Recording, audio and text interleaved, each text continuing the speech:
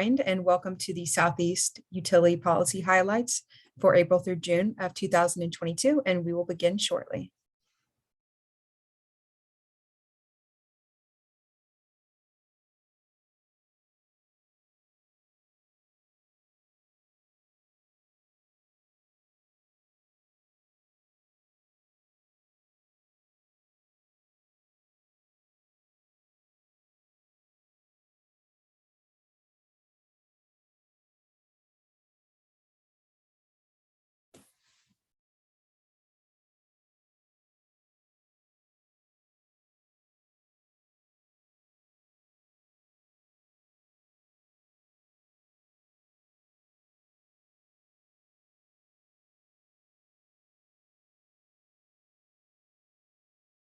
We'll give just a couple more minutes, but welcome to the Southeast Utility Policy Highlights for April through June of 2022. We will begin shortly.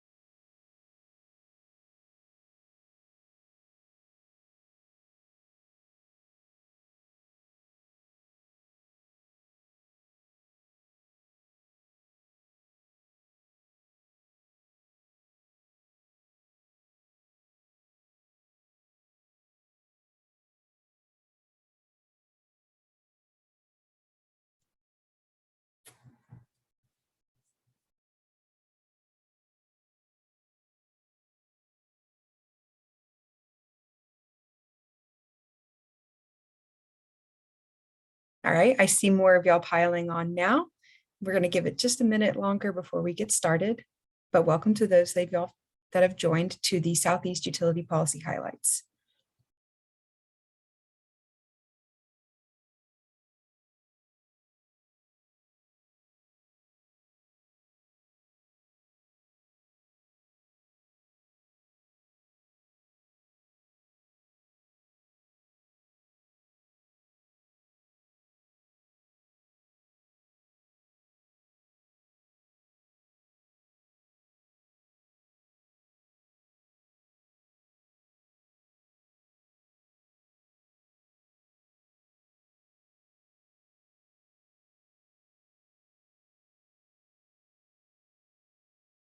Okay, might as well go ahead and get started. Welcome everyone to the Southeast Utility Policy Highlights for April through June of 2022. Please note that this webinar is being recorded. If you have a question, please submit it to the Q&A box and our panelists will respond after the presentation. Following this webinar, we'll send out the recording, slide deck, and docket list to all registrants. You will receive a follow-up survey to provide feedback on our webinar. If you have a question for our panel during the presentation, please submit it in the Q&A. Our presenters today are Claudette Ayanaba, Policy Manager, and Cyrus Bedouar, Director of Policy. Take it away, Cyrus. Thanks so much, Lily, and good to be with everyone this morning. As Lily said, my name is Cyrus Bedouar, and I serve as SEEA's Director of Energy Efficiency Policy. I'm joined by my colleagues, Lily Smith and Claudette Ayanaba, whom you'll be hearing from in just a few minutes. Next slide, please, Lily. As SEEA members, we hope you're familiar with us and the work we do, but as a reminder, SEEA promotes efficient energy as a catalyst for economic growth, workforce development, and energy security across 11 southeastern states. Next slide, please.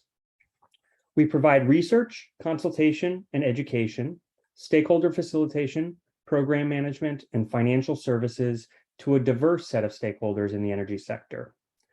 Next slide, please. The policy team is also putting finishing touches on the last 3 of our state guides to utility energy efficiency regulation. These reports describe the regulatory system that governs energy efficiency in each of the states that SEEA serves. They're designed to help stakeholders better understand and, if desired, engage in the regulatory processes in each of the states. I'll drop a link in the chat in a few moments to help you find them on our website.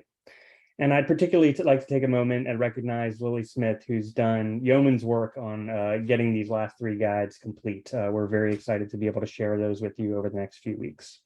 Thank you, Lily. So today's webinar reflects a shift in how SEEA is delivering information to our members. For several years, SEEA has produced quarterly policy highlights, which are archived in the Resource Center on our website. Based on your feedback, we're moving the highlights to this webinar format. You'll have a chance to tell us what you think via a brief survey at the end of the presentation. Today, we'll cover state, regional, and local policy developments that directly and indirectly impact energy efficiency and related issues.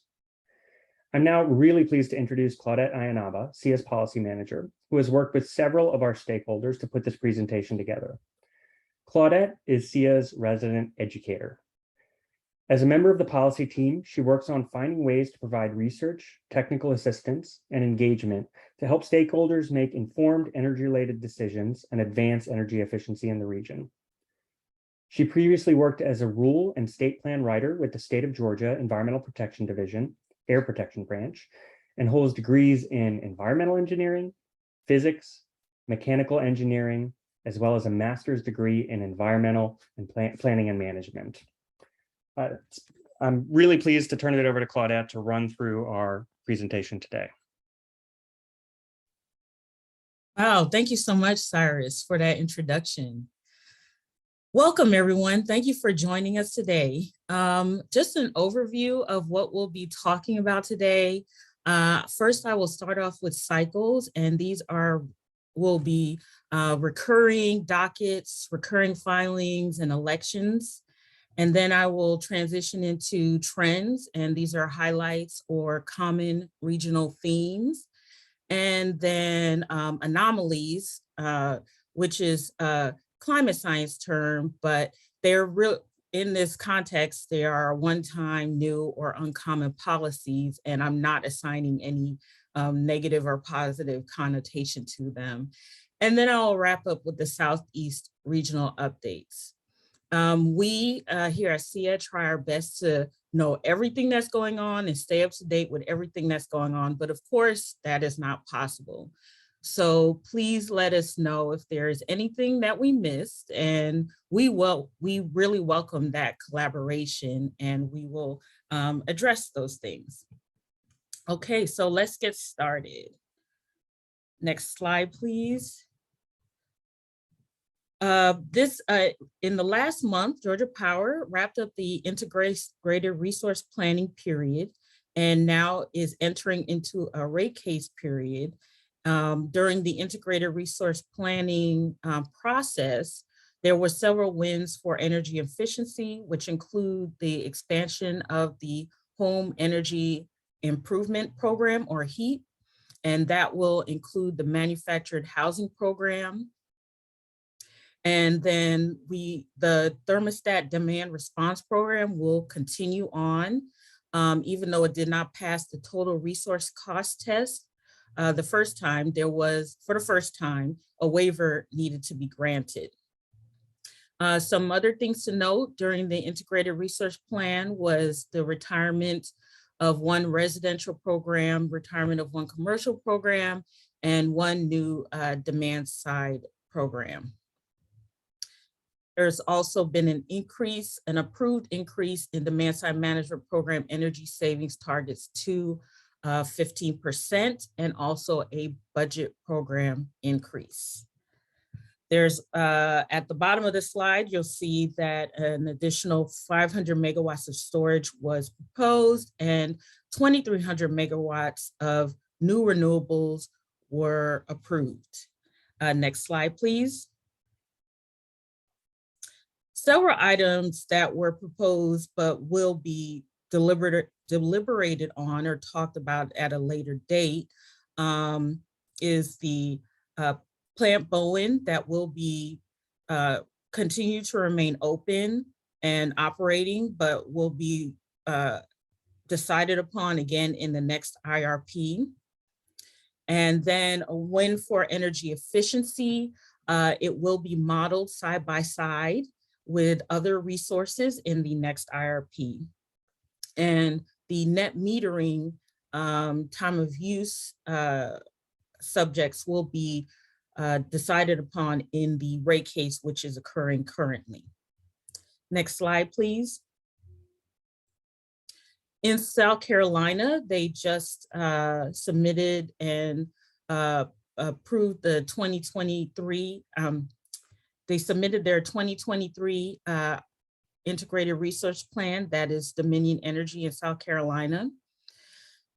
In the integrated research plan that was submitted, there will be a greater emphasis on renewables and energy efficiency, and they are also engaging a DSM potential study that will be filed during this IRP. There are several new gas demand side management programs that were filed by Dominion and are expected to be approved. And then we also saw an approval of the energy efficiency and demand side management rider. In a surprise turn of events, the South Carolina Office of Regulatory Staff approved a portfolio. 6 portfolios were proposed by Duke Energy in South Carolina. Duke Energy picked one of the portfolios. Advocates recommended a different portfolio. And in the end, ORS, or Office of Regulatory Staff, selected a whole different portfolio. So from the one that Duke Energy proposed, there were, in the long run, there would be slightly higher costs, but lower emissions. The one that was chosen by or approved by ORS has lower costs, but in the long run, higher emissions are expected. Next slide, please. In Virginia, we have several rate cases that have either been approved or are in the process of being decided upon. Overall, Dominion has gotten 9 new EE and DSM programs that are approved. And then with that 9 program approval, SEC, or the state commission, asked for an evaluation, measurement, and verification order and directed Dominion to prepare a long-term efficiency plan and provide that EMV plan. And they want them to quantify the energy savings from these 9 approved programs.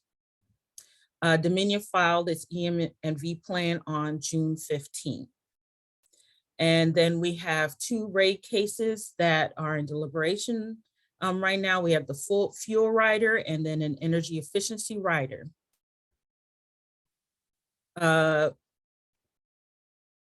Governor Glenn Youngkin has proposed to withdraw Virginia from the Regional Greenhouse Gas Initiative. So there was originally a Regional Greenhouse Gas Initiative cost rider, or RGGI, but Dominion, in advance of Governor Youngkin withdrawing Virginia from RGGI, Dominion proposed that they remove the cost rider, the RGGI cost rider. Now, the RGGI cost rider, the RGGI charge will remain in the base rates. And base rates are reviewed every 3 years. They will not be reviewed this year. And also in Virginia, Appalachian Power Company, a voluntary curtailment rider, which will avoid costs associated with large power customers who may curtail energy use. That was approved. And also, Old Dominion Power just held its first stakeholder meeting. Throughout the slides, you'll see a theme of new stakeholder collaborations and advisory groups that are forming around the region. Next slide, please. On to elections. In Alabama, we have a full race of challenging incumbents Commissioners Jeremy H. Oden and Chris Chip Beaker. There are no Democratic challengers. It's a full Republican ticket. In Georgia, there are 2 district seats that are up for election for the next 6-year terms. We have Commissioner Echols, who is being challenged by Patty Durand, a Democrat, and Colin McKinney, a Libertarian. And then we have Commissioner Fitz Johnson. Commissioner Johnson was appointed at the end of last year to replace Commissioner Eaton. And so now his seat is up for election. And the challenger is Sheila Edwards. There are several challengers in Louisiana. They just held their primary. So it's a full ticket of Democrats that are running against District 3 Commissioner Lambert Bossier III. I'm sorry if I mispronounced the name. And then we have District 4 Mike Francis seat that's up for election. Next slide, please. Moving on to what is trending. Next slide. Here's another surprise event that happened. In Florida, Governor DeSantis vetoed the net metering bill. This net metering bill had been passed by both chambers of the legislation, but he said that he was concerned over raising prices in light of nationwide inflation and did not want to do that to Florida residents. In Georgia, we talked about how the time of use net metering docket will be decided upon during the rate case that's occurring currently. Then in Mississippi on July 14th, a groundbreaking decision was finalized. And so they changed the name of the net metering and interconnection rules to the net renewable generation rules. And included in that is a low income benefits adder. So this adder is intended to increase access to lower cost electricity. So in a state with many financially struggling residents and those who are facing energy burden, in addition to a state that has the lowest solar adoption rate, this is seen as a great step in the right direction for Mississippi residents. The rule also includes meter aggregation provisions and a 4% participation gap. In Duke, for Duke in North Carolina, they have a solar choice docket for net energy metering customers. And they have a non-time of use alternative for net energy metering customers, and that will remain open. It does have participation caps and will be redecided in 2026. Also, there are some other time of use rate designs that will be decided upon in upcoming rate cases, and those will be decided upon before 2026. Then we have the Smart Saver Solar program, which was submitted last year, and we're still waiting for a decision on that. Next slide, please. And for anomalies, so here will be a next slide, please. So a lot of these will be, people are surprised that these are happening for the next few slides. So every year, regulated utilities in Florida must file a 10-year site plan. And this is similar to what we call a resource or integrated resource plan. But this year, Florida Power and Light proposed something that many states are also trying to tackle, which is winter planning for extreme winters. But it was an anomaly that FPL specifically would submit an extreme winter proposal along with their business as usual proposal. In the end, the company ended up withdrawing this extreme winter plan. There was a lot of back and forth with that, and they ended up withdrawing it. But there's still the question of, is this a one-time thing, or is this something that is a sign of things to come? SEEA, they have just announced their decarbonization plans and goals. NextEra is the parent company of Florida Power and Light. So they have a goal of 90 gigawatts of solar, a build out of 90 gigawatts of solar, and a heavy reliance on green hydrogen and other emerging technologies. According to NextEra, they call it this net zero goal by 2045, quote, industry leading, and quote, the most ambitious of all energy producers. Going back to the Florida Energy Efficiency and Conservation Act, which is also in a cycle, but it's a little bit different this year. Every 5 years, goals are set by the commission for a 10-year period. So for the past year, there has been a draft proposed rule and several public workshops, and folks are expecting in the next few weeks that there will be some movement on the new goals, energy efficiency conservation goals for Florida utilities. Next slide, please. So this one is a very interesting turn of events. I spoke about the Public Service Commission elections that will be occurring in Georgia in November, but will they? Earlier this month, a federal court ruled that the Georgia PSC elections violate the Voting Rights Act. So last year, the NAACP, Georgia Conservation Voters, and Black Voters Matter brought suit that said that the PSC, the way the PSC elections are set up, discriminate against Black voters. The way elections occur in Georgia, anyone in the state can vote for a commissioner, but they proceed over a specific district, and the plaintiff said that this discriminates against Black voters. The federal judge then ruled in favor of the plaintiffs and paused the November election.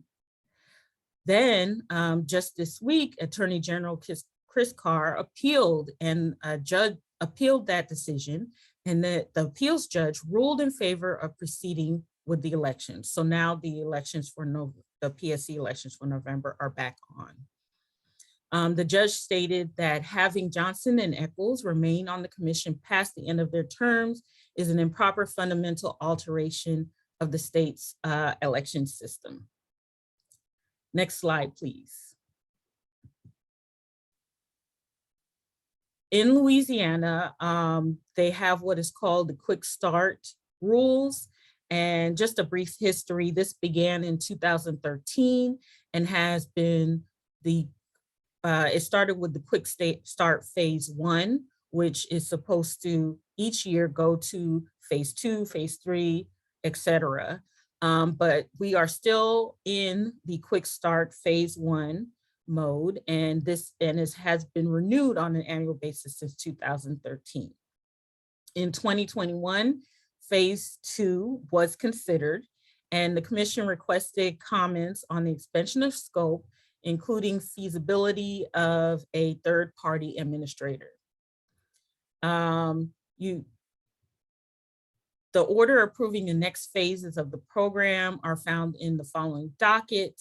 Comments were received by April 21st, but nothing has occurred since then. There is the main concern of utilities is the details about how will they will they, what are the rules and procedures for having a third-party administrator? And those are not exactly spelled out. And next slide, please. The carbon plan in North Carolina. Updates on the carbon plan are, so far, there has been 5 public meetings, 4 proposed portfolios, a proposal of 2 gigawatts of natural gas, and a suite of emerging technologies that will help Duke get to their 2035 goal. The 2035 goal means all coal will be retired by then, and a decision must be approved by the commission by December 31st. They're also included in the plan is an energy efficiency savings target of 1% of eligible load, and eligible load means that industrials and large commercials that have opted out will not be included in this number. Next slide, please. Last year, there was a rate case order, and as a result, Duke was required to convene a residential income qualified high energy use pilot. This is a byproduct of a stakeholder process, and in the program, the pilot, they're exploring government health and safety funds, using government health and safety funds and pairing them with utility energy efficiency funds. And then that will be used for comprehensive weatherization for low-income homes, homes that would normally be disqualified for state weatherization action. So that's exciting. And also the Duke Low Income Affordability Collaborative just submitted several recommendations for low income residents in North Carolina. So we look forward to reading that. I heard it's 400 pages in the appendix, a very necessary read, but it'll be an interesting read. Next slide, please. Moving on to South Carolina, but not leaving North Carolina. If you are familiar, Duke Energy Carolinas and Duke Energy Progress both operate in North and South Carolina. We also know that Duke is regulated by the North Carolina Utility Commissions in North Carolina, whereas it's regulated by the Office of Regulatory Staff in South Carolina. Lately, this difference has becoming more evident as changes in policies and new regulatory requirements are differing between the states. So this is definitely something to watch as Duke develops its carbon plan and continues to file resource plans, one in North Carolina and one in South Carolina. We also have some developments with the Electric Cooperative of South Carolina, or ECSC. They are convening employee focus groups to design future program recommendations. These discussions will lead to policy and special programs, and then that will be shared with managers, trustees, and NECRA, or the National Rural Electric Cooperative Association. Next slide, please. Last week, I sat in on the EESI, IIJA, the Infrastructure and Investment Act, a congressional review. And it was interesting to listen in on how utilities and regulators and power producers are grappling with policy changes. We have policy changes, we have new technologies, and we have evolving consumer demand.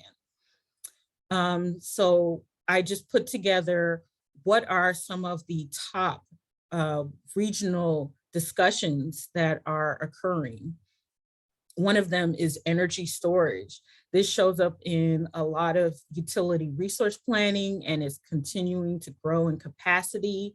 We talked about the Georgia Power IRP with 500 megawatts of storage, and then we have the Duke Carbon Plan, and also there are proposed decarbonization plans that include storage capacity requirements.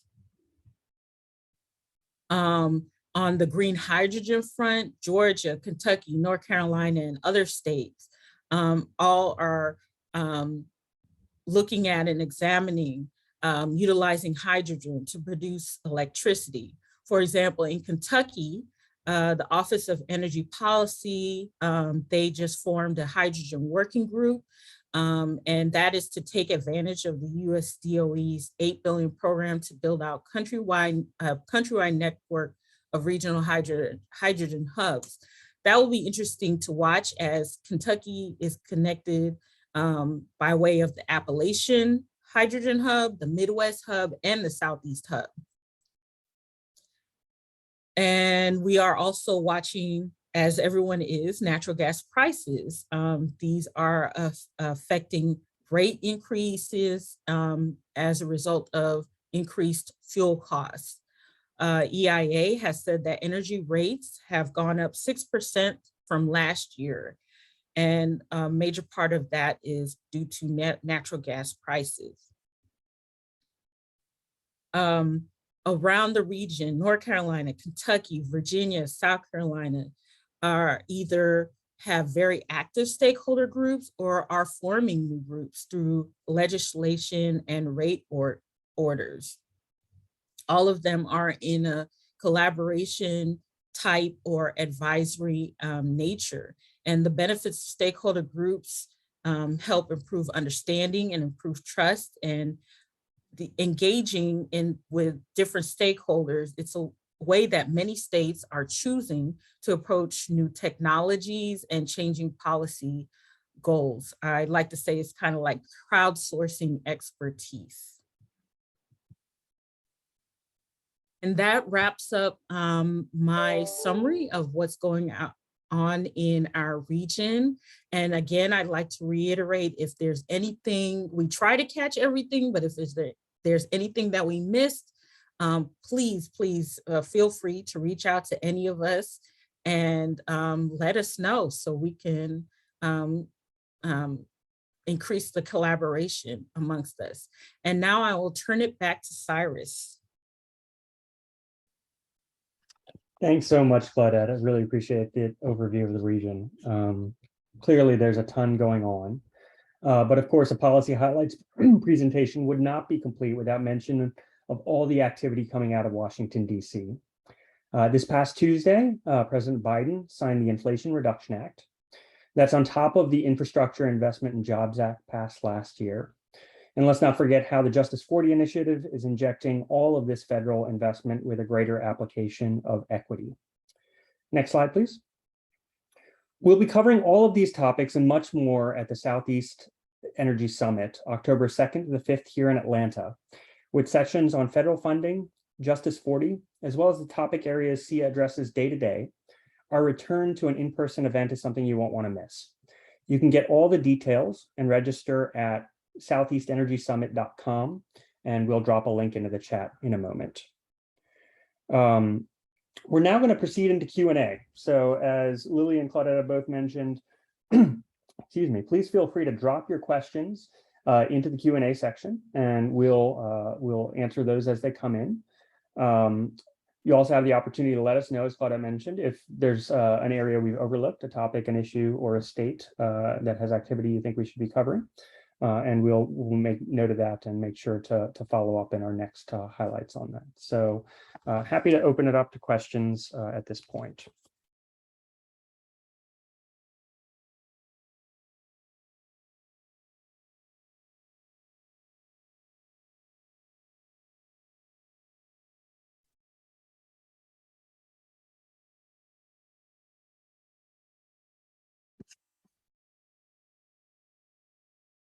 Claudette, it looks like you've either stunned them into silence or we've answered all their questions, which is fun either way.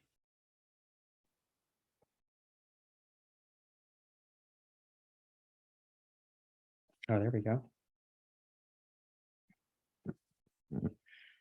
Okay, so Steve Leeds asked, what do you see as the main impacts from the Inflation Reduction Act in the Southeast? Steve, that is a fantastic question and one we're still digesting. I had the opportunity to sit in on NASIO's overview of the Inflation Reduction Act. And I think the one of the key points I took away is that the U.S. Department of Energy is already staffing up in order to implement the Infrastructure Investment and Jobs Act. And it has a number of programs, several existing and many new, that it has to develop and roll out over the next few months and years. And the Inflation Reduction Act is kind of being packed on top of that. So we're expecting it to take some time for some of these changes to flow through the federal infrastructure and bureaucracy and get down to the states and localities. So I think we're going to have a minute to absorb the information that is contained in the IRA and then decide how it's going to be impact the Southeast. But one of the biggest differences between the IIJA and the IRA is that the latter addresses a lot of tax credits and does so over 10 years. So this is going to be a long-term strategy that organizations advancing clean energy in the Southeast are going to have to consider and probably adapt to. I was talking with a colleague yesterday about how it might inform SEEA's strategy going forward, because tax credits are direct to consumers, either businesses or individuals.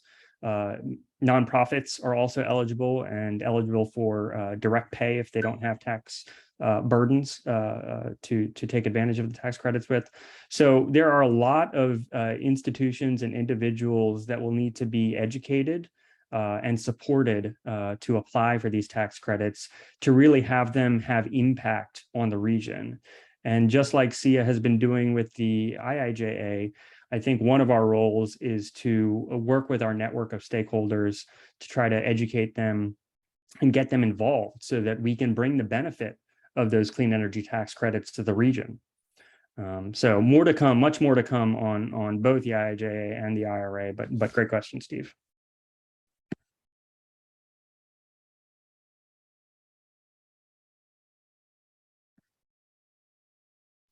Any other questions on regional developments?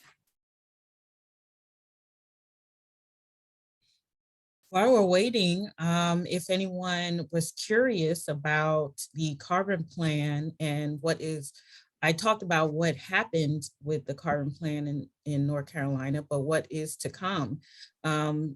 Everyone just submitted their filings. It was due mid-July.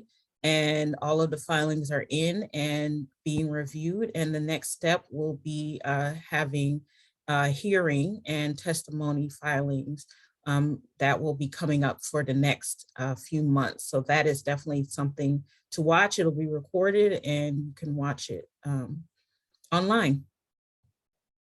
Thanks, Claudette. Great update on the carbon plan, which is one of the more significant statewide policies affecting the work that SEEA does and many of our stakeholders do.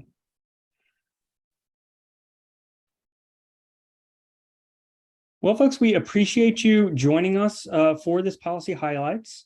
I'm going to turn it over to Lily to wrap us up.